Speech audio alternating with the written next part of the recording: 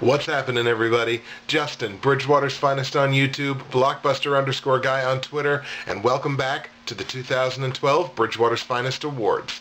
We are knee-deep into the movie awards section of the show.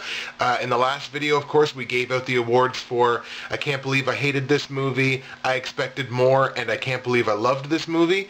In this video, we're going to be giving out awards of a little more significance. We're going to be giving out the awards for Best Director, Best Actor, and Best Actress of 2012.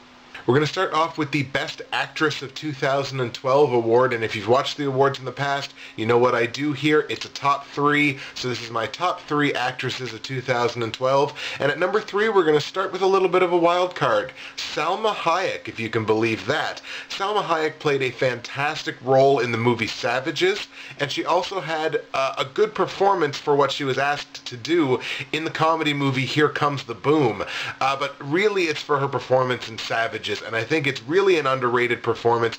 Even if you didn't like the movie all that much, which you can be forgiven if you didn't, Hayek's performance in particular in Savages I thought was very, very good. If you haven't seen that, go back and watch it. Salma Hayek gets number 3 Best Actress of the Year.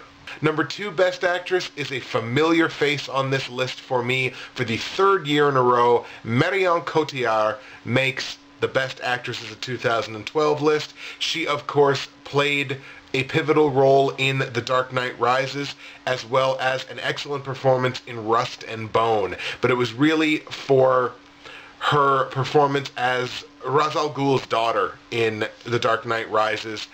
She's had a phenomenal performance there. Rust and Bone was a movie I unfortunately did not get to see, but I have seen some clips of her performance in it, and she's fantastic in that as well. I just must have a Marion Cotillard fetish or something, but she is the number 2 Best Actress of 2012. And number 1, and the winner, if you want to call it, of 2012's Best Actress is Jennifer Lawrence. This was a huge year for Jennifer Lawrence, not just in terms of the movies that she was in, but the performances that she gave. She had a very good performance in the horror movie House at the End of the Street. She, of course, played the pivotal character Katniss Everdeen in The Hunger Games, as well as, I believe, an Oscar-nominated performance in The Silver Linings Playbook.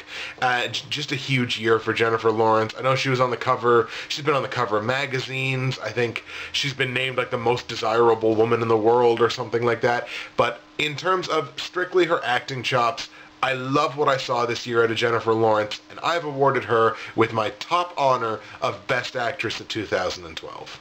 So we're going to move on to Best Actor of 2012 now. Same deal, it's a top 3. Coming in at number 3 is Javier Bardem, and the only role, really, that Javier Bardem had this year was playing the antagonist in the new Bond movie 007 Skyfall. And not really since Joker in The Dark Knight, and I know this is extremely high praise, but not since seeing Joker in Dark Knight have I felt an enemy, a bad guy, an antagonist that was so overwhelming and so dangerous feeling. And Javier Bardem took this character and just blew it out of the water. Like, he was just phenomenal in this movie. It's one of the best reasons to go see Skyfall, though it's not the best of the new Bond movies, but it's certainly better than Quantum of Solace. But Javier Bardem gets number 3 Best Actor of 2012. My number 2 Best Actor of 2012 is Woody Harrelson. Now, Woody Harrelson this year was the only reason whatsoever to see the movie Rampart. It was not a good movie, but he was phenomenal in it. He, of course, played a pivotal role in The Hunger Games and played a leading role in Seven Psychopaths, a movie that I did not get to see, but I've heard such great things from people that I really respect in terms of their taste in movies, and I've been told, and from the couple of clips that I've seen of him in that movie, he was fantastic in them. I know he was fantastic in Hunger Games. I know he was the only reason that you should see the movie Rampart. Woody Harrelson, my number 2 best actor of 2012. And the number one best actor of 2012 is Mr. John Goodman. And that's another one. I think all 3 of those come completely out of left field, but John Goodman had an understated but amazing 2012. You think about it. The role that he played in Argo, a primary role here, fantastic role for him. The role that he played in Flight, a completely off-the-wall sort of character in Flight, and you never knew exactly what he was going to do, and he took that role and he played it so well. And John Goodman is such an underrated actor, and he's so phenomenal. And of course, he did of one of the voices in Paranorman, which is one of my favorite movies this year, which you might be hearing from a little bit later. So he had a great performance there. It's just 3 understated but just almost perfect performances. John Goodman gets my number 1 best actor of 2012. And we're going to finish the video off with Best Director. The Best Director Award of 2012, same deal, it's a top 3. My number 3 Best Director of 2012 is Quentin Tarantino, who of course directed Django Unchained. Now, Django Unchained, a movie that's very polarizing amongst fans.